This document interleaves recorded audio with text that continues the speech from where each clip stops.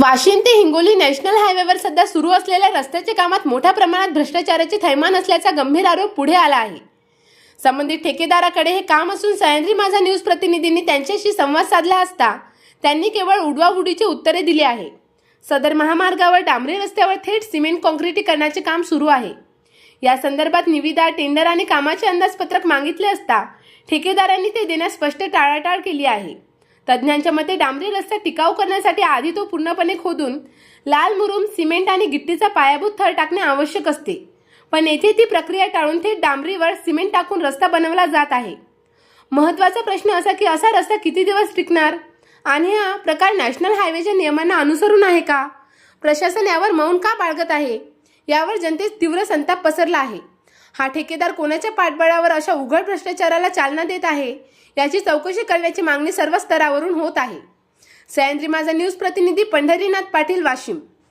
वाशिममध्ये आपण नॅशनल हायवेवरती आहोत। राष्ट्रीय महामार्ग या ठिकाणी काम चालू आहे आणि या ठिकाणी आपण बघतो डांबर रस्ता आहे। इकडे बघा, हा डांबर रस्ता आहे आणि डांबर रस्त्यावरती सिमेंट काँक्रिटीकरण रस्ता चालू आहे। डांबरी रस्त्यावरती डांबर जो नॅशनल हायवे आहे याच्यावरती सिमेंट काँक्रिटीकरण रस्ता आहे आणि ती वयोमर्यादा किती असेल, हा किती काळ टिकेल याच्यावरती, याची कुठल्याही प्रकारचं काही प्रत्युत्तर मिळालेलं नाही। अग्राव नावाचे कॉन्ट्रॅक्टर या ठिकाणी आम्ही त्यांच्याशी बोलण्याचा प्रयत्न केला असता त्यांनी कुठल्याही प्रकारचं टेंडर, एस्टिमेट, कशा पद्धतीने निविदा दिलेली आहे त्या संदर्भात कुठलंही उत्तर दिलं नाही। नंतर बघू, मला वेळ नाही म्हटले बोलायला।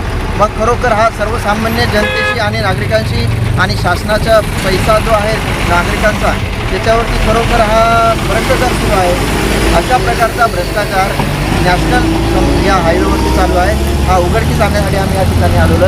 ऑफिसवर गेलो, फोन केला, त्यांनी उचलला नाही, कुठलीही प्रतिक्रिया मिळाली नाही। स्वतः रस्त्यावर त्यांच्याशी भेट झाली, ते बोलण्याची टाळाटाळ करत नाही। त्या डांबरीकरणावरती सिमेंट काँक्रिटीकरण जर असेल तर त्याची काय निविदा आहे, काय प्रक्रिया आहे, त्याचं वजन किती काळ तो टिकेल, या ठिकाणी हा खूप मोठी गंभीर प्रश्न आहे।